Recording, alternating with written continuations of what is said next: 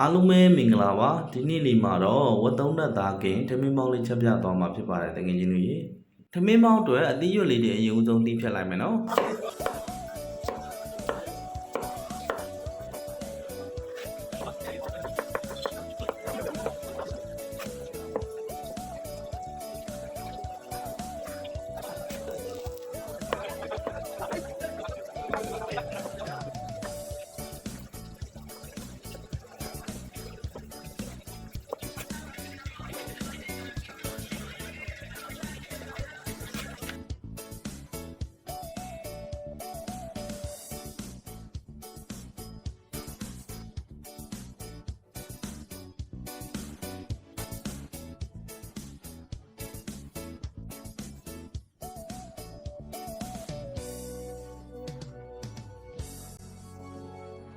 ဟုတ်ကဲ့ပါလိုအပ်တဲ့အသီးရွက်တွေနဲ့သုံးသက်သားကိုလည်းနှီးလို့ပြီးပါဆိုရင်ကျွန်တော်တို့သုံးသက်သားကိုအရင်ဦးဆုံးစီလေးနဲ့ကျွတ်နေအောင်ကြော်လိုက်မယ်နော်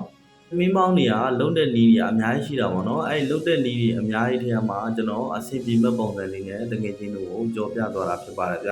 တကယ်ချင်းတို့လည်းလိုအပ်ချက်လေးတွေရှိရင်ကွန်မန့်မှာဝင်ပြီးတော့အကြံပေးသွားနိုင်ပါတယ်နော်ဟုတ်ကဲ့ပါဗျသုံးသက်သားလေးကျွတ်သွားပြီဆိုတော့ကျွန်တော်တို့ဆယ်ထားလိုက်တော့မယ်နော်ပြီးလို့ရှိရင်ရင်းနှီးဦးလေးတည်ထားလိုက်မယ်ဗျရင်းနှီးဦးတည်တဲ့ထဲမှာစားလေးနည်းနည်းထည့်မယ်ပြီးရင်စီလေးနည်းနည်းထည့်မယ်နော်ဒါအသီးရွက်ပြုတ်မှာဖြစ်ပါတယ်ဗျဟုတ်ကဲ့ပါဗျရင်းနှီးဦးစုလာပြီဆိုရင်ကျွန်တော်တို့အသီးရွက်လေးထည့်ပြုတ်ပြီးပါနည်းနည်းလေးနူးလာပြီဆိုရင်ပြန်ဆယ်လို့ရပါပြီဗျ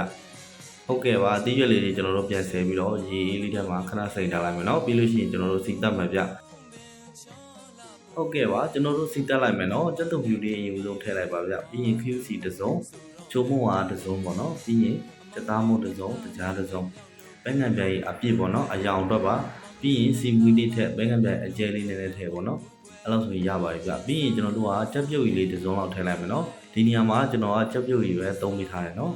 ကဲအဲ့ဒါလေးကြီးနည်းနည်းဆူလာပြီဆိုရင်ကျွန်တော်တို့ထည့်လို့ရပါပြီဗျဒီရွက်လေးတွေအရင်ဆုံးထည့်လိုက်မယ်နော်ပြီးလို့ရှိရင်ခုနကခြံထားခဲ့တဲ့ခရမ်းကြီးလေးထည့်လိုက်ပါဗျခရမ်းကြီးလေးကိုထည့်ပြီးမပြုတ်ဘူးเนาะကျွန်တော်တို့ချက်ခါနီးမှထည့်မယ်ဗျ